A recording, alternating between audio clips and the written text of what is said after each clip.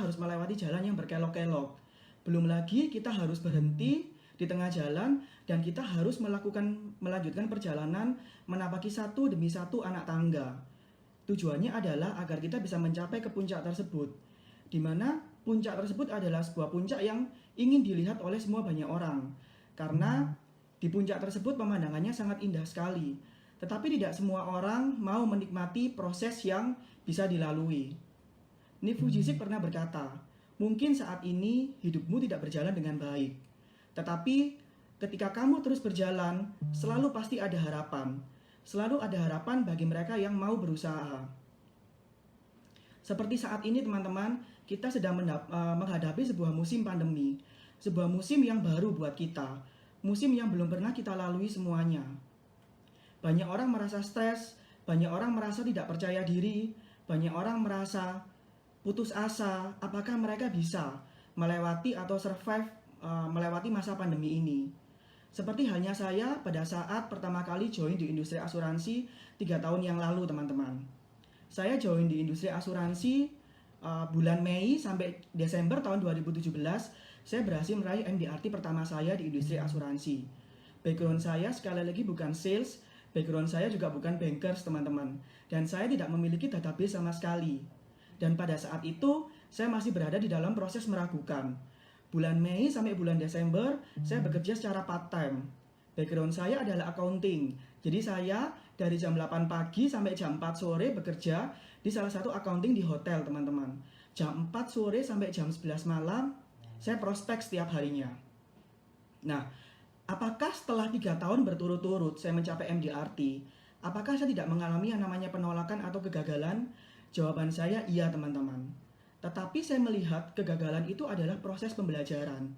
Kegagalan itu adalah proses kemenangan yang tertunda, membuat kita akan terus belajar dan hingga menjadi ahlinya.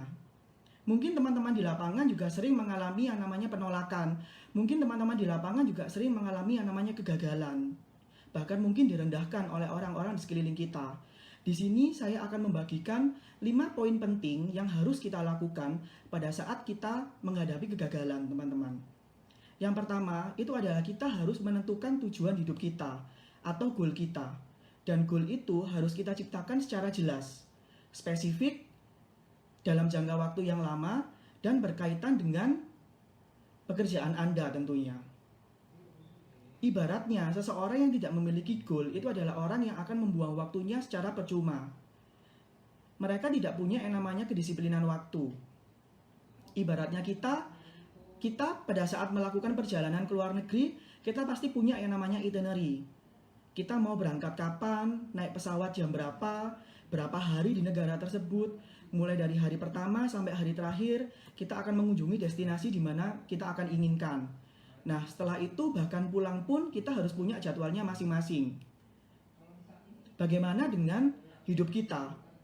Apakah kita sudah punya roadmap yang jelas, teman-teman? Kalau kita tidak punya roadmap yang jelas, maka waktu kita akan terbuang dengan percuma, teman-teman. Saya memiliki goal saya adalah saya berjanji dengan hidup saya bahwa saya akan menjadi MDRT Lifetime Member atau MDRT selama 10 kali berturut-turut. Dengan menjadi MDRT Qualifying Life Member, saya akan membuat sebuah buku, teman-teman. Nah, buku tersebut saya akan bercerita mengenai inspirasi. Saya akan membantu teman-teman yang bergerak di bidang sales atau penjualan. Dan hasil dari penjualan buku tersebut, saya akan donasikan ke Yayasan Kanker Anak Indonesia. Karena menurut saya, anak Indonesia, generasi penerus bangsa tidak harus meninggal, teman-teman. Mereka juga memiliki mimpi-mimpi yang besar seperti kita. Mereka memiliki hak untuk maju dan mengharumkan nama bangsa dan negeri ini. Nah, ketika saya down, ketika saya mengalami penolakan, saya mulai mengingat kembali apa yang menjadi tujuan saya, teman-teman. Ketika saya mengalami penolakan, secara otomatis saya menjadi demosi. Nah, dari demosi itu saya mulai saya mulai mengingat lagi, Billy, kalau kamu saat ini tidak beraktivitas, kalau kamu saat ini tidak melakukan prospek, maka kamu tidak akan bisa achieve MDRT setiap tahunnya. Maka kamu tidak akan bisa buat buku dan kamu tidak akan mendonasikan ke Yayasan Kanker Anak Indonesia. Nah, dari situ saya mulai semangat lagi, teman-teman. Saya menganggap kegagalan itu sebagai hal yang biasa buat saya. Poin yang kedua itu adalah kita harus bekerja untuk belajar, teman-teman. Banyak orang yang memiliki mindset bekerja untuk mencari uang. Sehingga apa yang terjadi? Ketika dia tidak closing, secara otomatis dia tidak dapat income. Ketika dia tidak dapat income, otomatis dia tidak akan mendapat pendapatan. Nah, ketika dia tidak dapat income, dia tidak dapat pendapatan, dari situ mereka mulai merasa bahwa saya tidak cocok berada di bisnis asuransi karena saya tidak bisa closing. Bagaimana kalau mindset itu kita rubah? Bekerjalah untuk belajar. Dengan bekerja untuk belajar, kita dapatnya double, teman-teman. Yang pertama, kita dapat the best version buat diri kita sendiri. Yang kedua, income pasti akan mengikuti, teman-teman. Intinya satu, teman-teman. Jangan pernah fokus kepada hasil. Fokuslah kepada proses. Karena ketika kita fokus kepada proses, maka hasil pasti akan mengikuti, teman-teman. Asal teman-teman tahu bahwa 90% semua nasabah saya berasal dari ring ketiga saya. Bahkan still sampai 3 tahun ini, semua nasabah-nasabah saya itu bukan berasal dari ring pertama dan ring kedua saya. Saya mendapatkan nasabah itu berasal dari orang-orang yang tidak saya kenal sama sekali, teman-teman. Karena saya tidak punya database, jujur saja. Nah, ketika saya mengalami penolakan, saya merubah mindset itu. Bekerjalah untuk belajar. Ketika saya ditolak oleh nasabah, saya langsung cari tahu, apa nih yang nggak jadi duit? Apa nih faedahnya kalau memang dia nggak jadi duit? So, sometimes I win, sometimes I learn.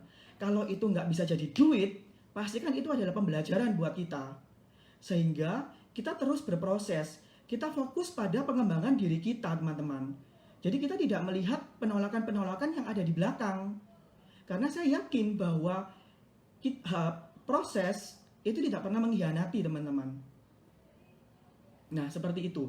Lalu, poin yang ketiga, itu adalah berafirmasi, teman-teman. Afirmasi itu sangat penting sekali, teman-teman.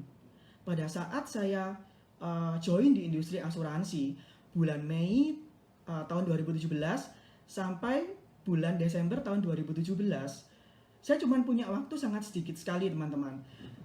Dan saya sempat waktu itu mencari tahu apa sih sebenarnya prestasi terbesar di industri asuransi. Jujur saya bukan orang sales, saya nggak pernah jualan sama sekali, dan saya nggak ngerti apa itu prestasi di asuransi. Selanjutnya saya coba browsing, apa sih prestasi terbesar di industri asuransi. Akhirnya saya tahu, oke, berarti saya baca tuh panjang sekali kan, MDRT adalah ini. Kuncinya adalah MDRT, dan saya harus meraih kualifikasi premium tertentu yang saya ingat pada saat itu. Jadi saya nggak ngerti apa itu FYP, saya nggak ngerti apalah intinya yang bahasa-bahasa asuransi, jujur saya nggak ngerti. Bahkan afirmasi pun saya juga nggak ngerti bahasanya dulunya gitu sebelum saya join. Jadi setiap malam, ini proses penting sekali, teman-teman. Sisihkan waktu 5 menit sebelum tidur dan 5 menit setelah bangun tidur, teman-teman. Apa yang kita lakukan? Pertama, matikan HP kita. Kalau bisa kita off-kan seluler data kita. Kita benar-benar fokuskan pikiran kita kosongkan pikiran kita. Nah, kalau memang kita bayangkan saat itu kita kepingin apa, teman-teman? Kita kepingin apa di industri ini? Jadi mimpi kita itu harus berhubungan dengan pekerjaan kita. Karena kalau mimpi itu dihubungkan dengan pekerjaan kita, maka semua pasti akan ketarik, teman-teman. Income ketarik, prestasi ketarik, jalan-jalan pun ketarik, teman-teman. Jadi waktu itu saya nggak ngerti apa itu MDRT, pokoknya saya searching aja. Terus saya download, teman-teman. Nah, kalau teman-teman yang memang butuh berafirmasi untuk memutar video yang menginspirasi, nggak apa-apa, teman-teman download aja kayak saya. Jadi pada saat itu saya nggak ngerti apa itu MDRT Indonesia, apa itu MDRT Day gitu kan. Setiap malam saya putar setiap hari. Saya bayangkan saat itu saya menerima penghargaan di panggung yang sangat besar sekali, teman-teman. Setiap hari saya bayangkan, saya berdoa sama Tuhan, one day saya akan menjadi MDRT. Setiap kali mengalami penolakan, sepulang kerja, saya selalu berafirmasi terus-menerus dan tidak terasa, teman-teman. Pada awal Desember tahun 2017, saya achieve MDRT pertama saya, teman-teman. Dan itu it works, teman-teman. Di sini saya akan membagikan 3 3 poin penting, maksudnya 3 afirmasi yang menurut saya berguna sekali. Sebenarnya banyak teman-teman kejadian-kejadian setelah saya berafirmasi. Nah, yang kedua, pada saat saya meraih MDRT saya di tahun 2017, saya mengikuti sebuah MDRT First Timer Member Gathering. Waktu itu saya ingat ada di Kembang Gula pada saat itu. Nah, hebatnya lagi teman-teman, ketika saya masuk di acara Kembang Gula itu, hampir semua panitia MDRT itu saya tahu semua namanya tanpa saya berkenalan teman-teman. Jadi saya tahu itu siapa Ko Glenn, saya tahu siapa itu Ko Herol, Cimili, Cisuni, banyak lah pokoknya, Ko Siwan, dan lain sebagainya. Saya sudah tahu semua. Bahkan sampai teman-teman saya itu bingung, Billy kamu kok bisa kenal semua orangnya di sini ya tanpa kamu kenalan? Iya, saya sering lihat video MDRT gitu. Lalu pada saat ice breaking pun, mungkin kalau Cimiliana yang sekarang jadi country chair, saya sempat datang ke nyamperin Cimili ngomong, ini dengan Cimili, dan Cimili pun kaget, loh kamu kok bisa tahu saya gitu kan? Iya, saya sering lihat video MDRT. Nah, tidak berhenti sampai situ teman-teman. Akhirnya 2018 saya mendaftarkan diri surfing di PJM MDRT Day Indonesia tahun 2018. Di situ saya benar-benar melihat energinya sangat positif sekali. Banyak ribuan orang di sana yang datang, dan bahkan mereka nggak pelit gitu loh. Mereka sudah punya banyak prestasi, tapi mereka masih mau berbagi. Nah, bahkan pada saat sesi ceremony closing, saya sempat rekam lagi teman-teman. Saya rekam lagi, saya bayangkan saya bisa berada di komunitas MDRT tersebut. Dan tidak lama kemudian teman-teman, semesta menjawab. Ternyata Ko Glenn datang menawarkan saya untuk bergabung di komite MDRT. Nah, itu merupakan salah satu kekuatan dari afirmasi. Intinya satu teman-teman, ketika kita siap, maka alam semesta dan isinya pasti akan mendukung. Nah, yang ketiga ini terakhir teman-teman. Jadi, karena kalau saya ceritakan semua pasti nggak akan selesai. Jadi yang ketiga itu, waktu saya MDRT dia tahun 2019, saya kan sudah official menjadi panitia komite gitu kan. Nah, kita malamnya itu menginap di hotel yang nggak jauh dari venue memang kebetulan. Nah, kita nggak jauh dari venue. Saya nggak bisa tidur sampai jam 2 malam karena terlalu excitednya gitu kan. Karena terlalu excitednya, jadi ya intinya saya tiba-tiba jam 10 malam itu datang ke panggung untuk acara gladi bersih. Lalu tiba-tiba aja nyeletuk gini sama Tuhan. Tuhan, suatu hari nanti tahun depan pasti saya akan menjadi speaker di MDRT Day Indonesia pada saat itu. Dan saya puterin panggung itu sambil merinding teman-teman. Jadi sampai saya itu kayak meneteskan air mata. Saya benar-benar menghayati itu, dan tidak lama kemudian ternyata Tuhan menjawab bahwa saya tidak menjadi speaker di tingkat nasional, tapi saya menjadi speaker di MDRT Global Conference. Nah, seperti itu. Kekuatan afirmasi itu sangat penting sekali teman-teman. Lalu poin yang keempat itu adalah self-talk teman-teman. Self-talk ini adalah bagus untuk kesehatan mental kita teman-teman. Kita adalah dokter untuk kesehatan mental kita.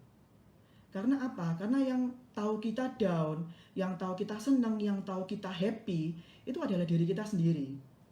Kita tidak bisa bergantung dari orang lain. Nah, kalau kita bergantung dari orang lain, maka yang terjadi apa? Ketika orang itu baru bisa kita temui 1 minggu kemudian, atau 1 bulan kemudian, yang ada kita die teman-teman. Mimpi kita akan terkubur, dan kita sudah tidak akan bisa achieve dan konsisten di bisnis ini teman-teman. Self-talk itu kita bisa lakukan dengan cara memberikan kata-kata yang positif. Contohnya, orang tua saya selalu menasihati saya, Billy, kamu nggak boleh memanjakan diri kamu. Hidup ini sudah keras. Kalau kamu tidak keras dengan kehidupan kamu, maka kamu akan dimakan oleh namanya seleksi alam. Nah, contoh seperti itu. Nah, dari mana kita bisa dapatkan kata-kata yang positif? Kata-kata positif banyak bisa kita dapatkan teman-teman. Kita bisa membaca buku-buku yang menginspirasi kita. Kita bisa baca buku-bukunya Brian Tracy, John Maxwell, Dick Fujisik, Nelson Mandela. Mungkin bisa baca buku Kobaran Api Juara atau Two Side gitu kan. Nah, dari situ kan ketika kita membaca, kita sangat banyak sekali mendapatkan quotes-quotes yang menginspirasi. Nah, quotes-quotes itu biasanya saya catat di buku harian saya, saya catat di buku harian saya. Dan ketika saya down, mengalami penolakan, yang namanya down itu pasti ada teman-teman.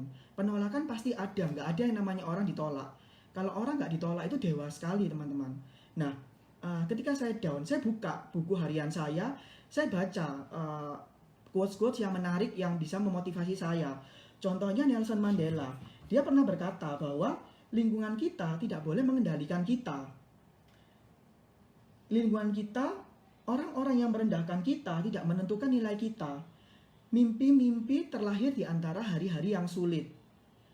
Dari kehancuran, kita bisa menjadi berkat untuk orang lain. Nah, dengan kita melakukan kata-kata yang positif, mengulangi kata-kata yang positif, ketika kita mengalami penolakan, ketika kita mengalami kegagalan, akhirnya secara alam bawah sadar pun, gestur kita menjadi semangat lagi. Kita menjadi siap ketemu dengan nasabah-nasabah kita. Seperti itu teman-teman. Dan yang terakhir teman-teman, kuncinya adalah disiplin. Nah, disiplin ini tidak hanya berbicara mengenai ketepatan waktu pada saat kita bertemu dengan prospek teman-teman. Disiplin ini adalah berkaitan dengan tanggung jawab terhadap diri kita sendiri.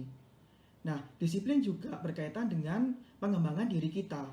Yang dimaksud disiplin dengan tanggung jawab dengan diri kita sendiri adalah disiplin di sini maksudnya kita tahu lah teman-teman bahwa kita memiliki banyak kebebasan waktu di industri ini. Nah, tetapi kita harus memanajemen waktu dengan baik.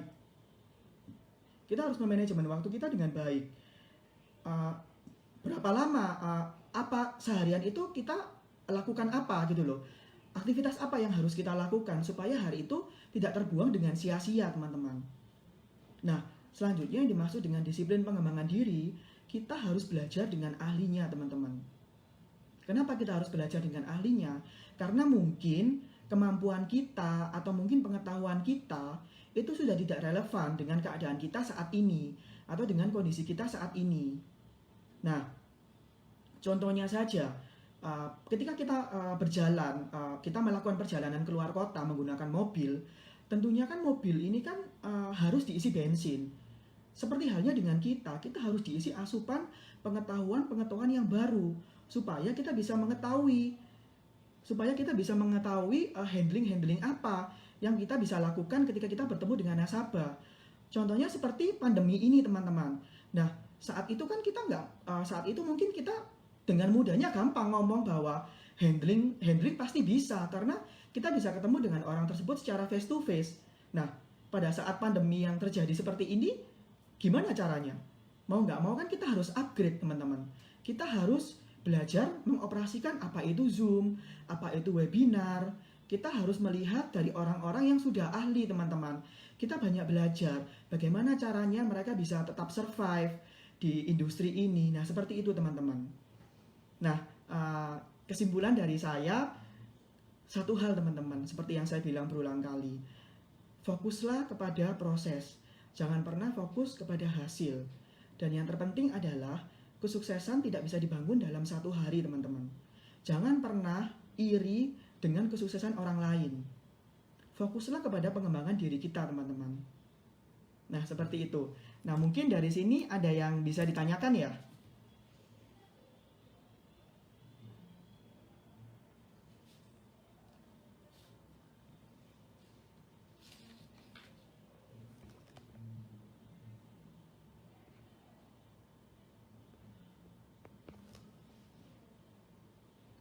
Jadi gitu teman-teman, jadi hampir 90% memang nasabah-nasabah saya itu berasal dari orang-orang yang memang nggak saya kenal. Karena keluarga saya pun juga sampai sekarang pun juga masih bisa dibilang sih masih anti sama yang namanya asuransi. Tapi saya yakin bahwa suatu hari nanti dengan adanya pembuktian, kita pasti akan bisa closing mereka orang-orang terdekat kita.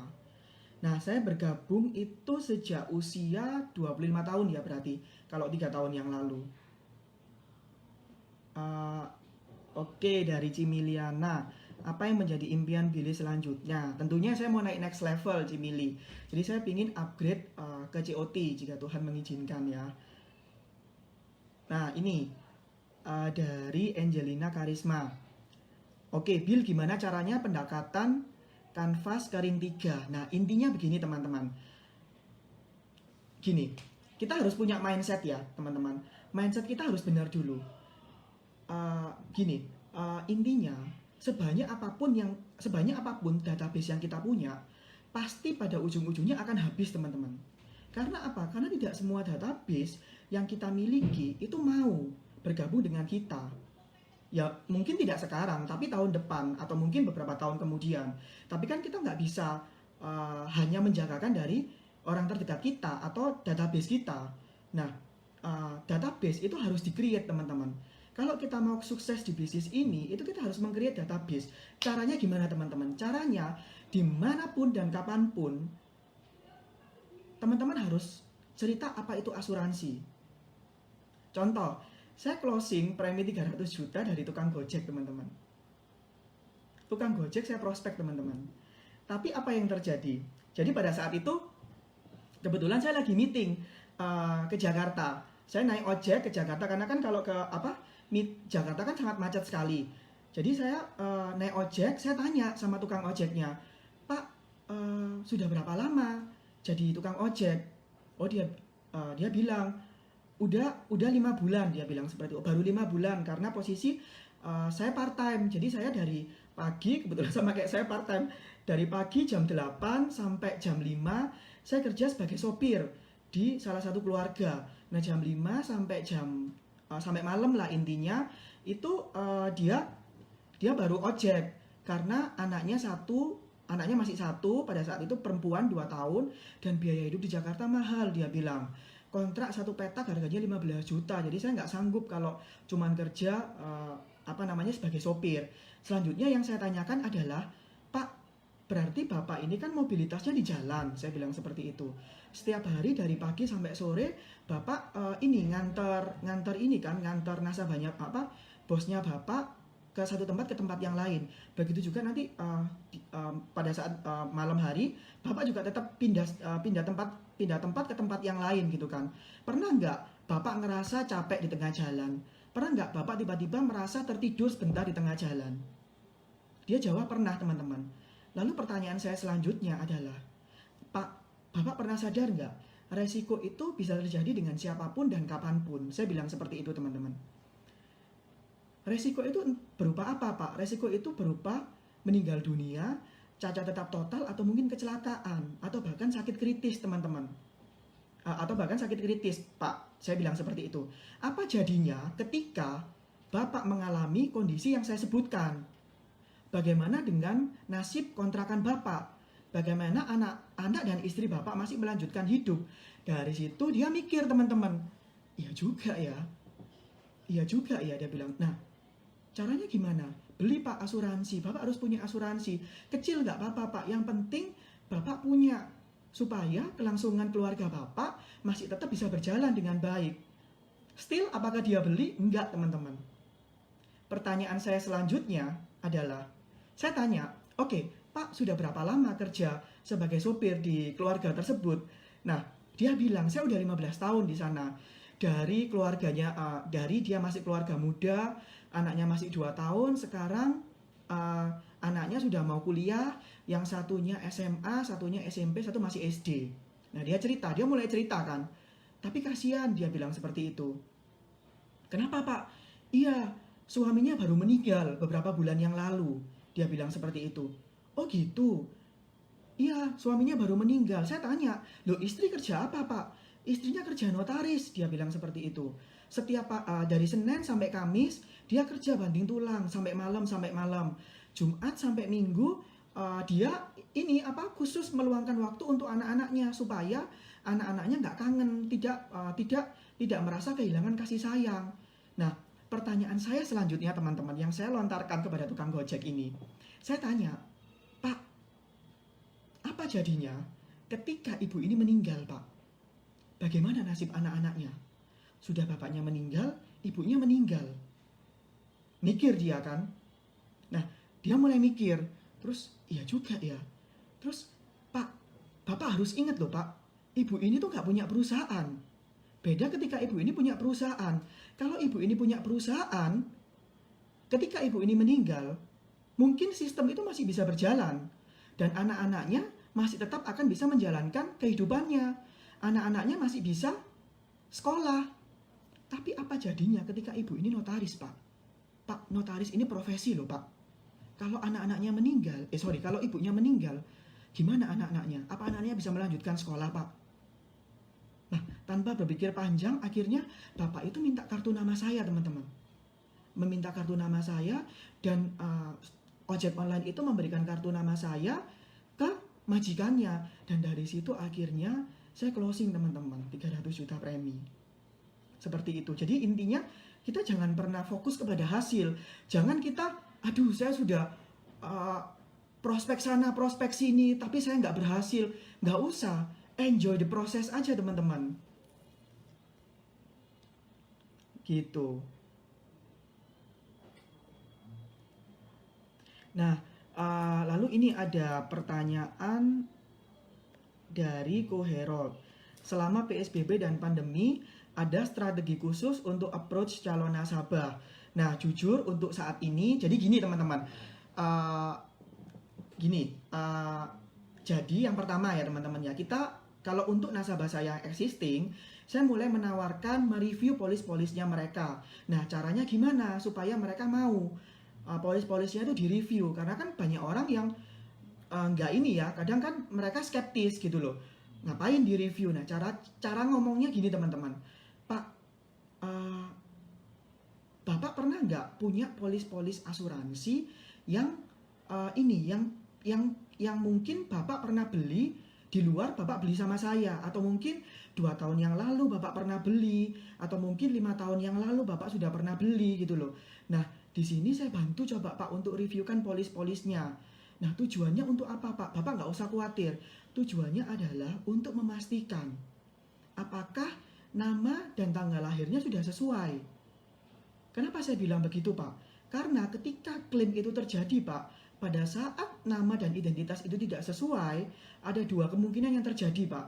Kemungkinan yang pertama, proses klaim akan lebih lambat, butuh waktu, takes time, mereka butuh verifikasi ulang data-data mereka.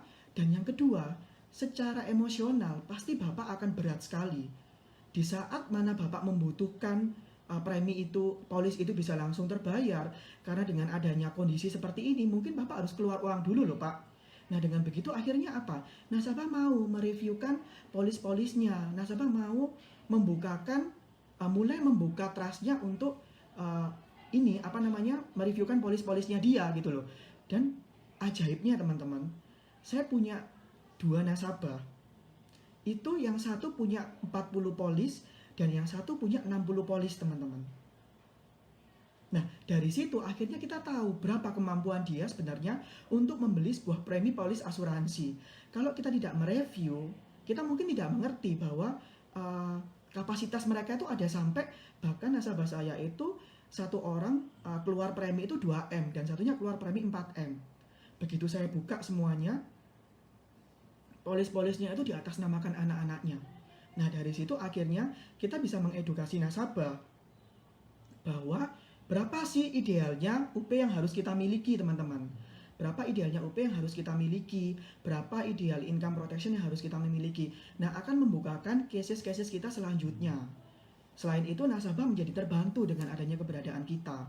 Nah, yang kedua teman-teman, pertanyaan dari Ko Herold ya, strategi khusus untuk approach calon nasabah. Nah, caranya begini. Temukan strength Anda, teman-teman. Temukan kekuatan Anda. Gimana caranya menentukan kekuatan Anda? Caranya satu, teman-teman. Kita tidak usah fokus kepada prestasi orang lain. Kita tidak usah fokus kepada kemampuan orang lain. Fokuslah kepada pengembangan diri Anda, teman-teman. Jujur, saya nggak ngerti awalnya strength saya itu apa. Tetapi setelah saya join di industri asuransi, akhirnya saya mulai mengerti bahwa sebenarnya strength saya itu ada di speaking dan di writing, teman-teman. Speaking artinya saya selalu memberikan edukasi kepada nasabah-nasabah saya, dan saya selalu memberikan sales idea, diundang untuk menjadi speaker sesama agen asuransi. Nah, untuk writing, teman-teman, di sini saya selalu memberikan artikel secara berkala kepada nasabah-nasabah saya. Nah, artikel-artikel itu tentang apa? Mungkin tentang perencanaan keuangan atau financial planner, lalu tentang legacy, atau mungkin sales idea yang lain. Dengan begitu teman-teman, itu akan menciptakan cases-cases baru, karena dengan nasabah itu membaca artikel kita, akhirnya dia jadi menyerahkan diri sendiri gitu loh, bahwa Billy, berarti setelah saya hitung-hitung UP saya itu kurang loh Billy, dia bilang seperti itu. Jadi saya mau nambah ya sama kamu. Jadi gitu teman-teman, banyak sebenarnya yang bisa kita lakukan selama PSBB ini. Nah, ini dari Melani ya, skill apa yang Billy asah di depan untuk menjadi berhasil, padahal background adalah belakang meja. Nah, ya seperti yang saya bilang tadi, bahwa kita harus tetap mau belajar, kita harus tetap mau berproses. Ketika kita ditolak nasabah, ya nggak apa-apa, nggak usah mengeluh, nggak usah merasa bahwa saya nggak cocok di bisnis ini, nggak usah. Jadi ketika kita punya mindset bekerja adalah belajar, setiap kali saya ketemu nasabah, saya nggak takut teman-teman. Jadi prinsip saya adalah ketika ketemu nasabah, give me your objection and I will show you how good I am. Seperti itu teman-teman. Gitu. Nah ini dari Ailing, gimana Bill bisa terus survive di ring ketiga. Nah seperti tadi yang sudah saya jelaskan sih teman-teman. Jadi kita terus beraktivitas, kita setiap hari, setiap saat, kita cerita aja secara mengalir mengenai apa itu asuransi.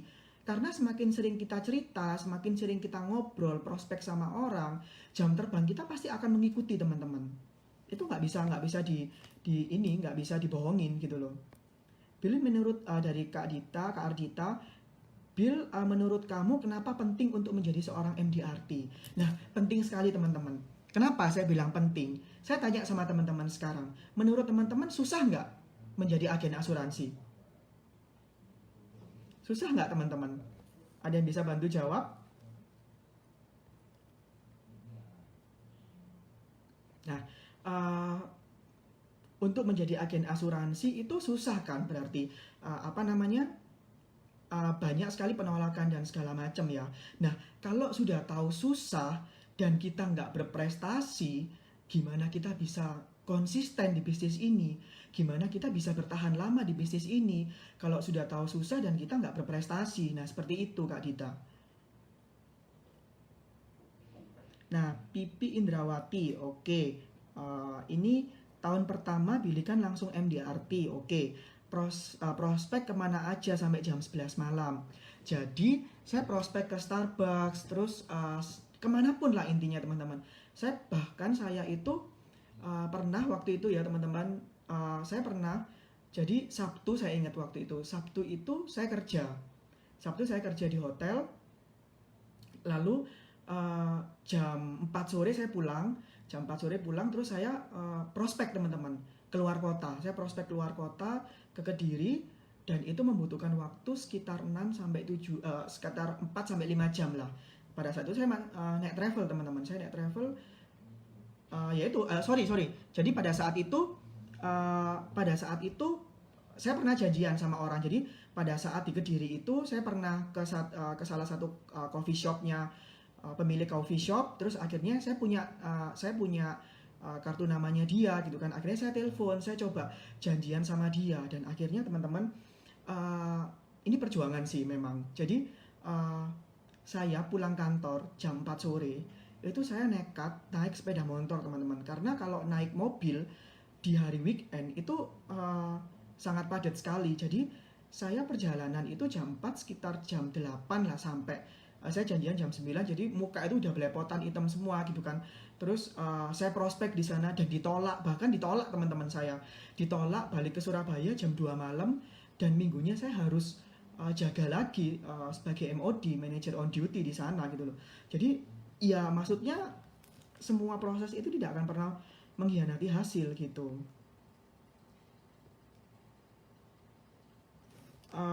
Ini dari Ibu Stella ya.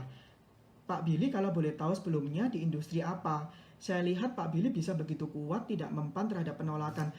Saya accounting basicnya, Bu. Jadi sebenarnya pada tahun 2017 itu orang tua saya sudah memaksa saya untuk melanjutkan studi S2 pada saat itu, melanjutkan studi manajemen gitu loh. Jadi memang background keluarga saya semua ya accounting, nggak ada yang sales sama sekali. Nah, kenapa saya bisa begitu kuat untuk menghadapi rejection?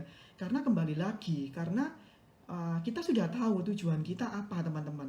Kita sudah punya, uh, kita sudah tahu kita ini mau kemana arahnya gitu. Jadi seberat apapun penolakannya itu akan semakin menantang saya malahan.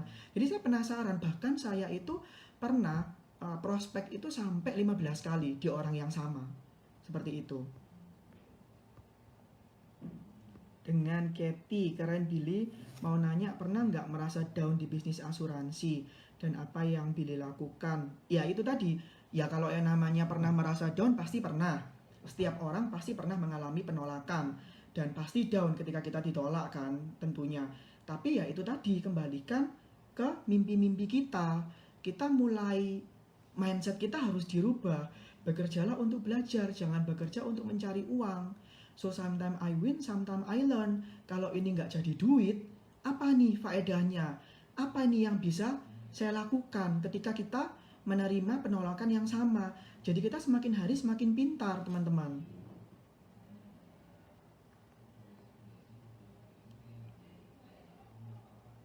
Gitu.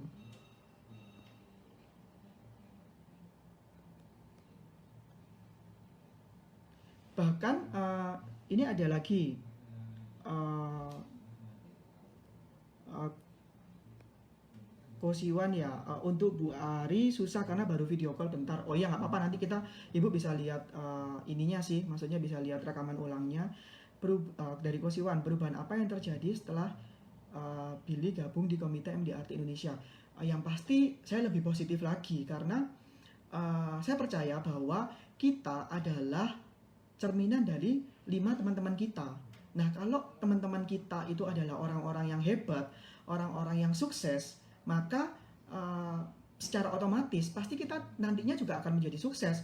Kalau teman-teman kita adalah GOT, teman-teman kita adalah TOT, maka one day kita juga pasti akan menjadi GOT, bahkan TOT, teman-teman.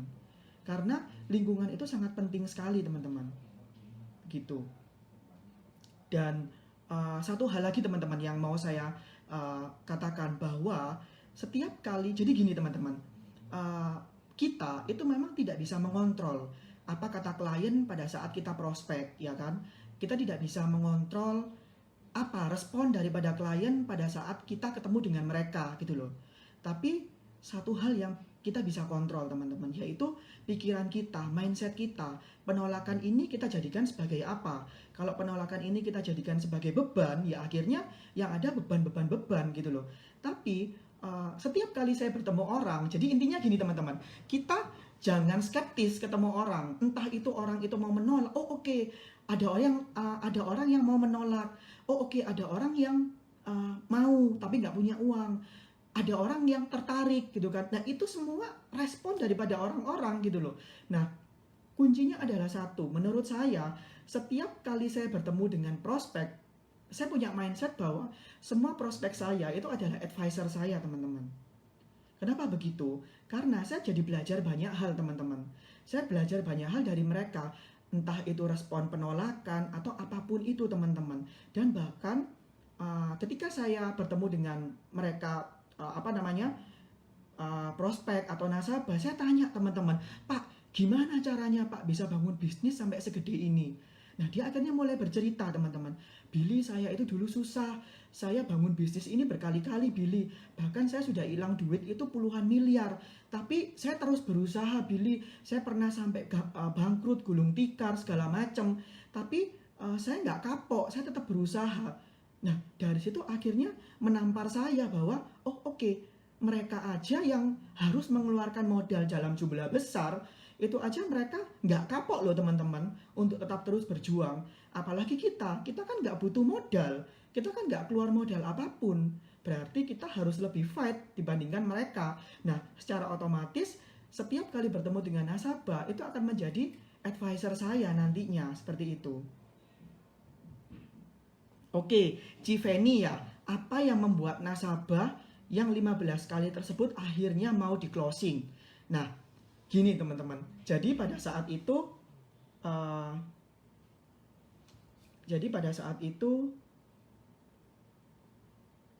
oke, saya mau closing ya. Oke, jadi gini intinya, beberapa kali saya datang nggak mau dia.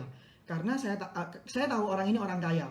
Saya tahu orang ini orang kaya, setiap kali saya datang ditolak.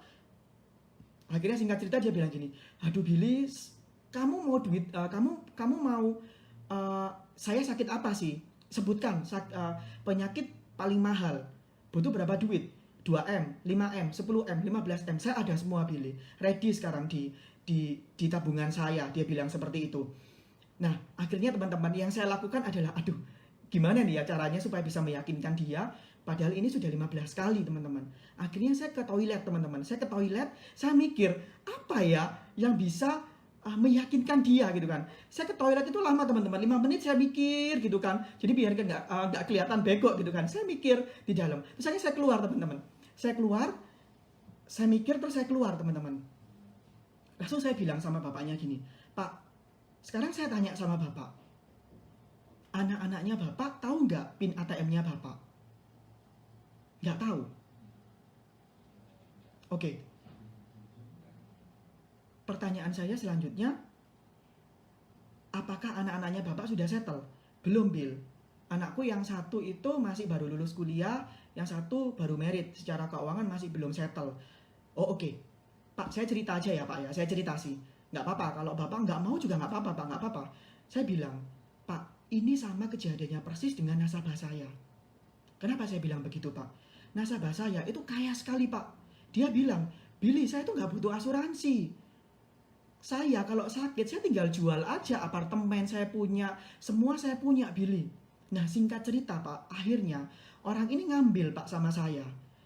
Premi nggak besar kok Pak, cuma 500 juta pada saat itu. Nah, seiring berjalannya waktu, dia bilang, "Ya udahlah, saya bantu kamu karena orang ini memang orang kaya Pak." Saya bilang gitu. "Ya udahlah, saya bantu kamu. Kasihan kamu kesini mondar-mandir, bensinmu sudah berapa gitu kan." Tapi nggak apa-apa Pak, yang namanya agen asuransi itu memang harus rendah hati karena dia belum tahu the magic of life insurance Pak. Singkat cerita, berjalan 2 tahun, orang ini kepleset di kamar mandi Pak. Nah ketika dia kepleset di kamar mandi, dia koma, dia di ICU. Nah dia koma di ICU, otomatis kan dia butuh duit. Nah anak-anaknya nggak ngerti PIN ATM-nya berapa. Saya edukasi, "Kamu coba cairkan duit mama kamu yang ada di bank. Mama kamu kan nasabah priority." Bisa nggak teman-teman? Nggak bisa. Marah dia, "Bapak gila, mama saya koma di rumah sakit, gimana saya bisa minta tanda tangan, ada cara lain nggak?" Ada, mamanya harus meninggal. Tanya ke notaris sama mau jual aset. Pertanyaannya, "Bapak punya rumah 5M, saat ini langsung dijual laku 2M aja?" Nggak laku Bill. Dan begitu terus selanjutnya Pak, dengan polis asuransi Pak, tanpa orang ini harus tanda tangan, orang ini santunan untuk penyakit kritisnya bisa langsung cair loh Pak, kurang dari 1 minggu. Dan tidak lama kemudian orang ini meninggal dipanggil Yang Maha Kuasa. Sekali lagi Pak, tanpa orang ini harus tanda tangan, semua bisa masuk ke rekening bank. Nah seperti itu teman-teman. Nah sekian dari saya teman-teman. Demikian presentasi saya. Mohon maaf apabila ada salah kata yang kurang berkenan. Dan perlu kita ingat teman-teman satu hal, bahwa kapasitas kita tidak permanen teman-teman. Kapasitas kita masih terus bisa diperluas. Berikan add value kepada setiap orang yang kita temui teman-teman. Dan ingat satu hal teman-teman, kesuksesan kita tidak ditentukan dari seberapa lama kita berada di bisnis asuransi. Kesuksesan kita ditentukan dari seberapa cepat kita mau start taking action, seberapa cepat kita mau berproses. Seperti itu teman-teman. Jangan lupa follow sosial media MDRT Indonesia untuk mendapatkan info-info yang paling update mengenai perkembangan MDRT.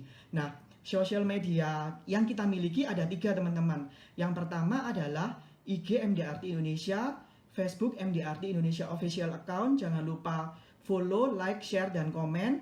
Dan yang terpenting kita juga punya YouTube channel teman-teman. Karena video-video yang lainnya bisa ditampilkan di YouTube channel kita di MDRT Indonesia. Nah, untuk pembicara selanjutnya adalah Ci Mariana Sofia. Tanggal 3 Juni tahun 2020 dengan kualifikasi 8 kali member MDRT. Sukses terus untuk kita semua. Jangan lupa saksikan FB Live MDRT Indonesia setiap hari Rabu pukul 16 sampai 16.45 waktu Indonesia Barat. Salam MDRT dan kami Keluarga besar Komite MDRT Indonesia mengucapkan minal aizin wal faizin, mohon maaf lahir dan batin. Terima kasih.